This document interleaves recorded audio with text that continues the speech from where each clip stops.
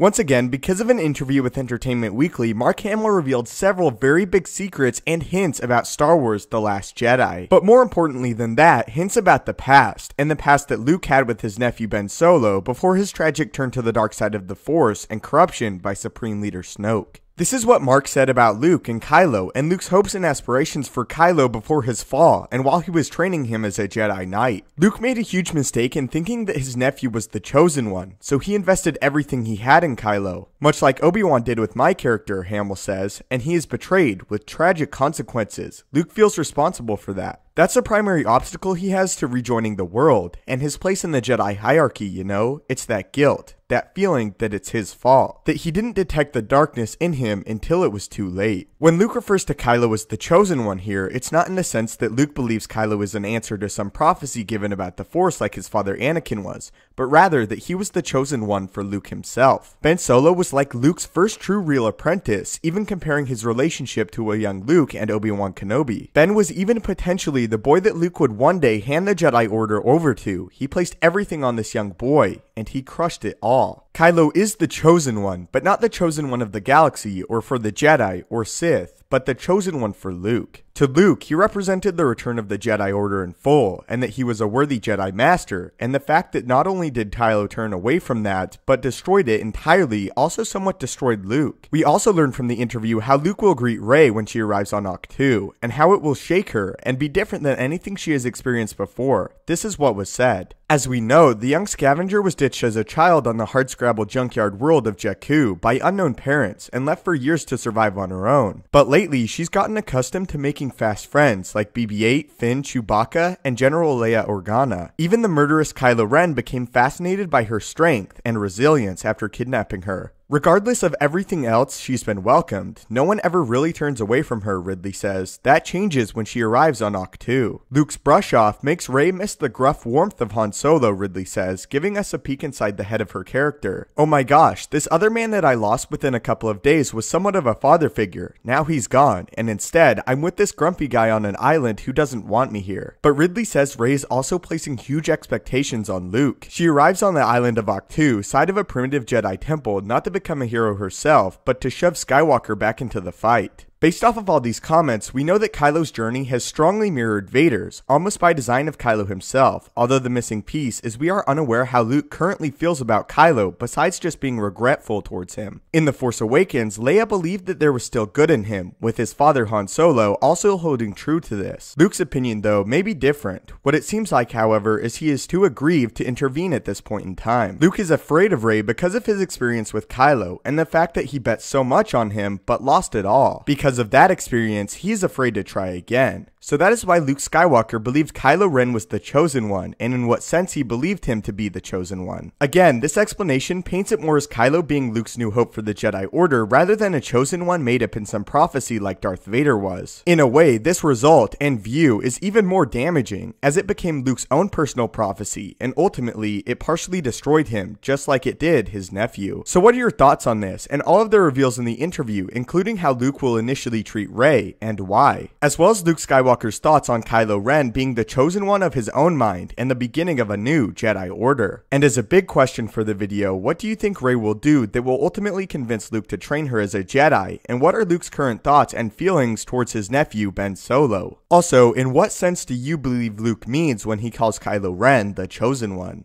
If you would like to join me in the daily Star Wars discussion and debates, follow me on Twitter at Stupendous Wave. Link will be in the description. If you enjoyed this video and feel it deserves it, it would really help me out if you could leave a like. If you haven't already, consider subscribing to the YouTube channel to keep up to date with everything Star Wars related, from news, explanations, and theories from a galaxy far, far away. If you have any video topics you would like to see addressed in a future video, do not hesitate to leave them in the comments below the video, or again, tweet them at me. As always, your viewership and support means the world. May the Force be with you, and have a great day.